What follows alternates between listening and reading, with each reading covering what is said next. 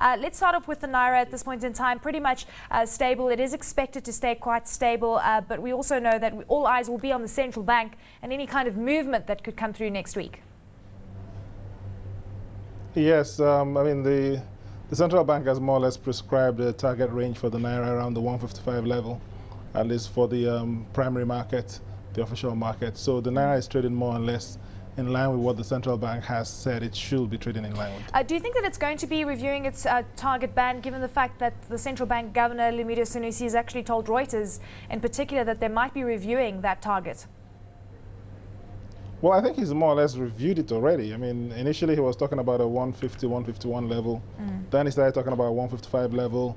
MPR was hiked up.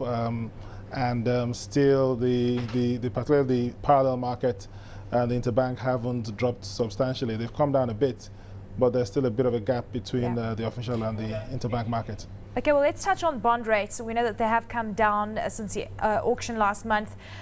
What kind of scenario do you foresee with regard to bond rates, or do you expect them to continue to decline? Well, I mean, those rates, I mean, were the all-time, more or less all-time highs at the DM auction last month, I think October 19th. Secondary market more or less was almost inactive for a few days until trade started again, and you started to see slight decline in those rates. Right now, the decline is more pronounced at the long end of the curve, with 20-year trading down under 14% recently. In terms of the other maturities, 2015, that's also come down to about 14.6 from the 16.3 issued by DMO last month. So secondary market, those rates are coming down. But of course, there's a primary auction next week, and that might again trigger another round of rate increases. What's interesting, I'm glad you mentioned the auction on the 16th of November to be exact, and we're looking at dated bonds for 2018 and 2019.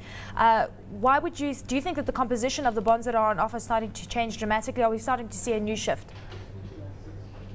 Well, I mean, in terms of typically there was a lot of issues of the 2015 particularly. When you look at the yield curve on the short end for T-bills, I mean, the auction on Wednesday had T-bills going to 16.2 for 182 days. So the short end of the curve seems to be so high that the DMO is more or less deciding just to focus on the longer maturities going down to 2018 and 2019. But in the last auction on October 19th, that 2018 bond sold at 18% yield. That's the highest yield the DMO has ever issued. The question is whether it will go that high this time. Probably unlikely, given the fact that there's extra volume in the 2019, which is being reopened for the first time after a while. Again, these are very high rates that we're seeing at the short end of the curve, and of course even at the long end, but I suppose the disparity between the two are not very high. What do you think the market is actually trying to tell us, given the fact that we've seen an increase in the shorter end of the curve? Well, it's a bit of an interesting one. I mean, after the federal allocations were released last week, you'd have thought that short end would drop substantially. There was an OMO auction earlier in this week, open market operation, the ad hoc auctions of T-bills by the CBN. And out of the 100 billion on offer, only 4.61 was issued, 29 and 36 days at 14.25%. Now, that obviously meant that the market was asking for a lot more than the CBN was willing to offer. And then in the more recent auction on Wednesday, the regular primary auction, we went to as high as 16.2 and slightly above for 182 days. So clearly the market is saying rates haven't really come down on the short end, and they're still demanding high rates.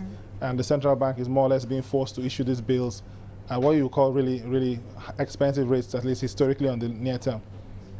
Is this kind of, launching paper at these kind of levels, is this sustainable from a fiscal perspective? It's quite high, and I actually really jokingly look at what happens in the Italian bond market and the Greek bond market, where we see yields at around 7.5%, and of course there's quite a bit of complaint with regards to how it's going to be managed from a debt perspective or an interest rate perspective. Well, and that is yet to be seen. I mean, given the sudden jump in those rates, the question is what can the central bank do about it?